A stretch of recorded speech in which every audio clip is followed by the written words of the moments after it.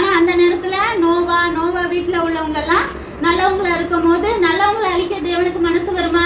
வராது. என்னைக்குமே சேட்டை பண்ற பிள்ளைய அடிப்பாங்களா இல்ல நல்ல பிள்ளையா உட்காந்துருக்க பிள்ளைய அடிப்பாங்களா? சேட்டை பண்ற பிள்ளையதான் அம்மா அடிப்பாங்க. நல்ல பிள்ளையா இருக்கிறத அடிக்க மாட்டாங்க. அப்போ தேவனுக்கும் மனசு வரல, அவனை அழிக்கிறதுக்கு மனசு வரல. அப்ப என்ன செய்யறாரு? அவனை மட்டும் காப்பாத்தணும், உலகத்துல அவனையும் அவன் குடும்பத்தையும் மட்டும் காப்பாத்தணும். அப்ப அனிமல்ஸ கொஞ்சம் மட்டும் வச்சுட்டு மத்த எல்லாத்தையும் அழிச்சிடலான்னு முடிவு பண்றாரு. அப்ப என்ன செய்யறாரு? நோவாட்ட பேசுறாரு. தேவனோட நம்ம தினமும் ப்ரேயர் பண்ணும் போது நம்ம காதுக்கு அவரோட சத்தம் நல்லா கிளியரா கேட்கும். ஒரே நாள்ல எடுப்புல ஐயே என்கிட்ட பேசலையான்லாம் சொல்லக்கூடாது. கொஞ்சம் வருஷம் நம்ம ஆக ஆக அவர்கிட்டயே நம்ம பழகும் போது நமக்கு அவருடைய சத்தம் இருதயத்துல பேசுறத உணர முடியும், காதுனாலையும் கேட்க முடியும். அந்த மாதிரி நோவாட்ட பேசுறது கேக்குது. அவருக்கு என்ன சொல்றாருன்னா, நான் இந்த மாதிரி மனுஷங்களை படைச்சது எனக்கு கஷ்டமா இருக்கு, நான் அழிக்க போறேன், நீ அதுக்கு என்ன செய்ய? ஃபர்ஸ்ட் ஒரு பேழைனா கப்பல்,